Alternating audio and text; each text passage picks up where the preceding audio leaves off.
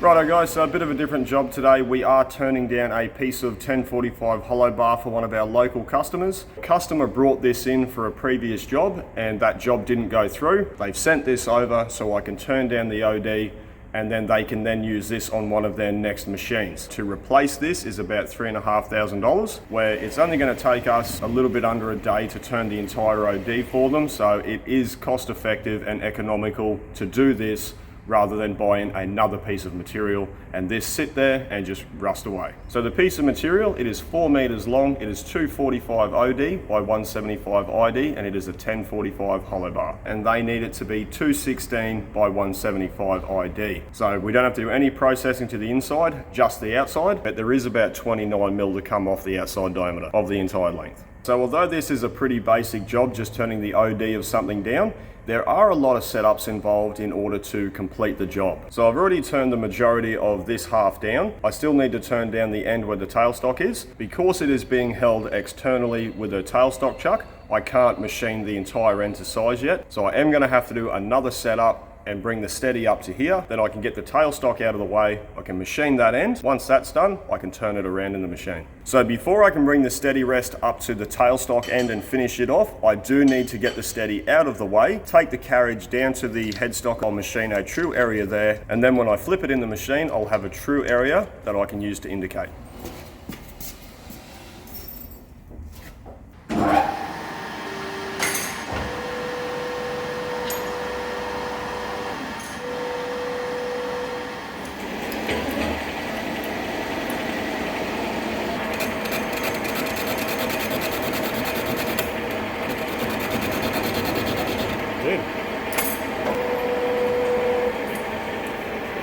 Let's pop the insert.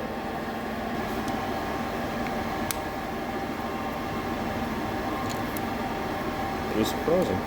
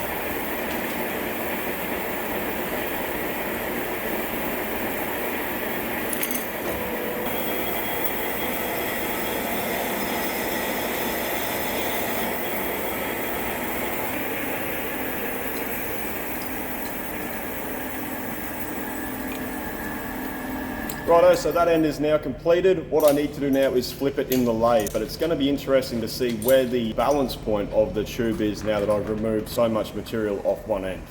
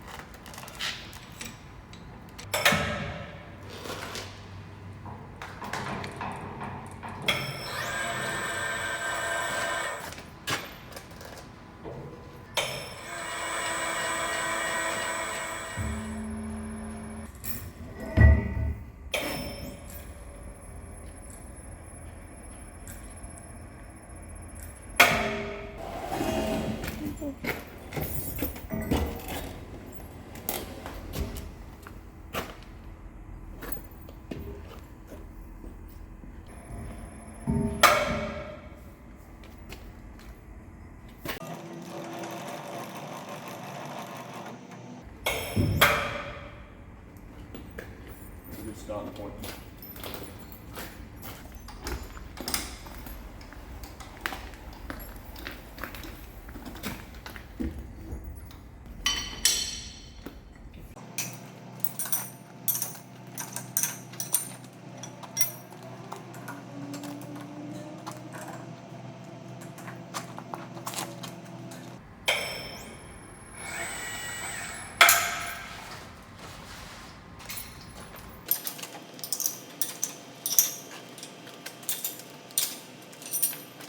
So I am sort of changing out some of my measuring equipment, dial indicators and digital calipers to Mitutoyo. So they are a little bit more expensive, but they are readily available, and with their dial indicators, they do have the dovetails that have been set in the side of the dial indicator so you can hold them in different angles, where Starrett doesn't do that. And when it comes to line boring and some of the setups I need to do, that's going to be a big bonus. So a few other things I've found good is they do have a white face and they do come metric or imperial. You can also remove the ends out of them and put longer anvils or a flat pad or anything like that, and they are also readily available. I couldn't get any for my Starretts for whatever reason. And the other thing is the Mitutoyo gauges come with this back plate which goes straight onto your Nogas, where the Starretts, they are an option. You can either run a flat back or something like that. So it's really handy. I can just get this out of the box and I can fit it to any one of my Nogas very easily, and they feel nice.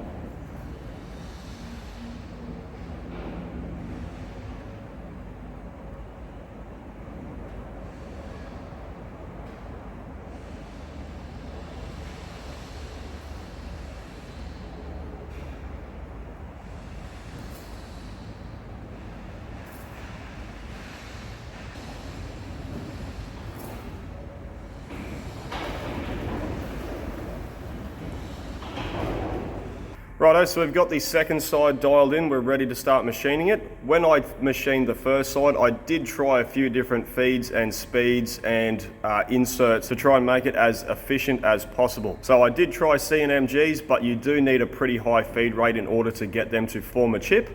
And while testing those, I did actually stall the hydraulics in the lathe. So what I'm going to be doing, I'm going to be using an SNMG to plunge in so I can then create an area where I can get a WNMG tool holder in there to start removing material. We're going to be running about a 5mm depth of cut, which is 10mm overall, running the machine at 170 RPM with a 0.3 of a mil feed rate. Sure, you can increase your feed rates, but then you do put a lot of strain on machinery and the tooling itself. This lathe is running 100% dry. We have no coolant on it at the moment. I don't want to be burning up inserts and I don't want to be burning out the lathe.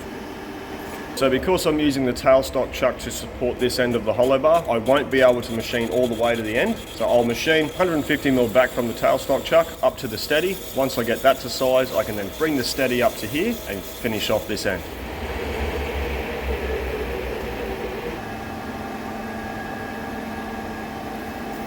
Let's do 40.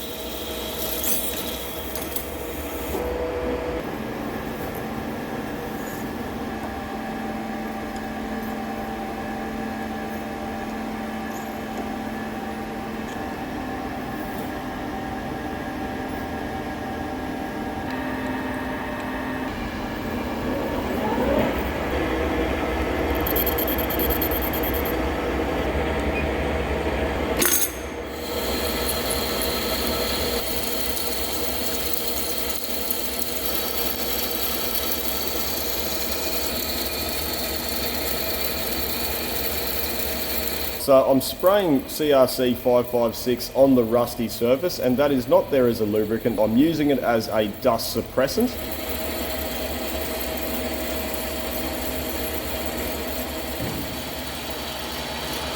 So each pass is taking about 45 minutes, but I'm not really concerned about that because the machine is not struggling, the material is chipping very nicely, and I'm not burning up inserts. The reason why I don't use two tools, one in front of the other, in order to take two cuts on the same pass, machines can only handle so much load put on their spindle before they start to stall. So I'm not going to thrash my machine to save my customer a little bit of money, because to replace this lathe is going to cost over $100,000. That's why I'm only going to use one tool. It might take a little bit longer, but I'm not going to damage my lathe. And while it's doing its pass, I am staying within the general area of the lathe, so I'm just doing a bit of a tidy up in the machining area, and in case anything goes wrong, I'm only a couple of steps away.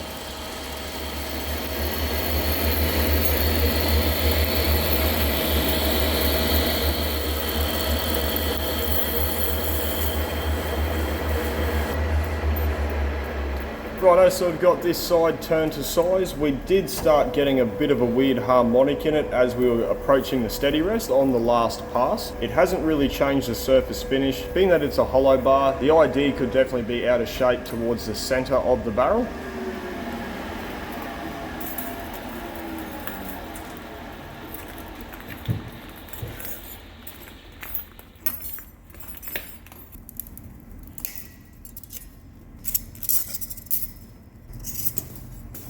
So now what we need to do to finish it, I need to move the steady rest up towards the tailstock, get the tailstock out of the way, and cut that final bit to size.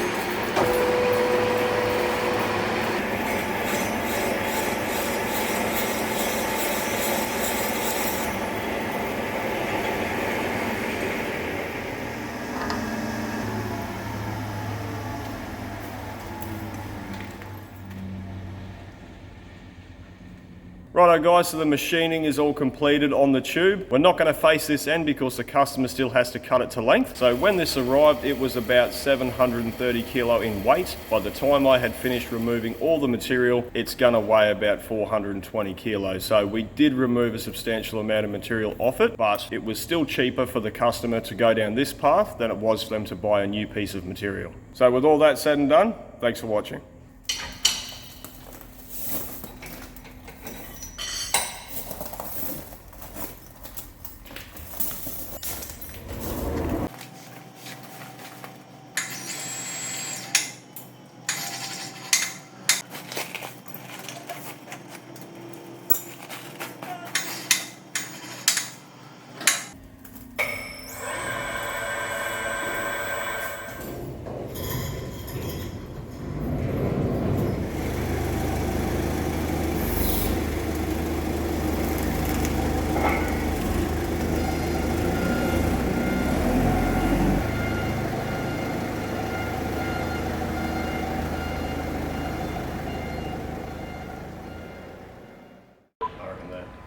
Okay.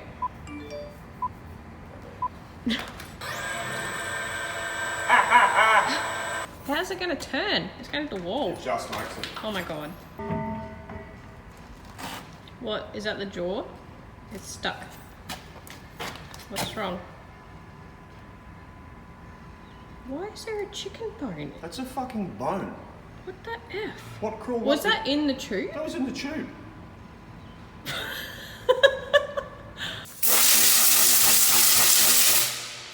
That's weird. That was weird.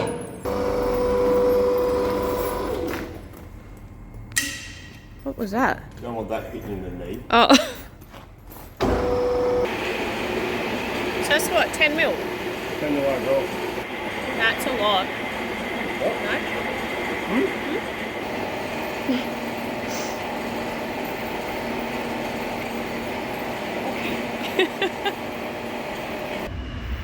Fuck off, Trey. To try and make it as efficient.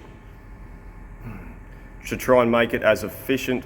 So, as efficient? Is that a good thing? Yep. Here we go. That's extremely fucking hot. Don't lean on it. That was really hot. Okay, are you right? Fuck off, train. So we'll get this out of the lathe. I'll find someone to clean up all the swarf. Not me. Carl? What? Is Carl here? Carl doesn't come to work. Carl's at the pub. Carl's at the pub. I just noticed something. What? All that.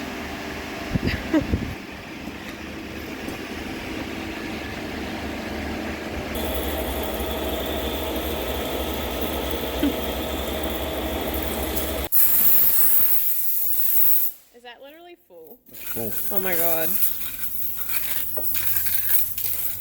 Get it?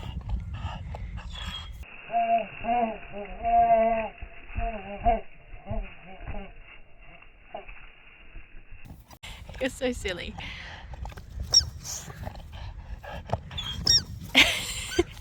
You're very silly. Ready? Go.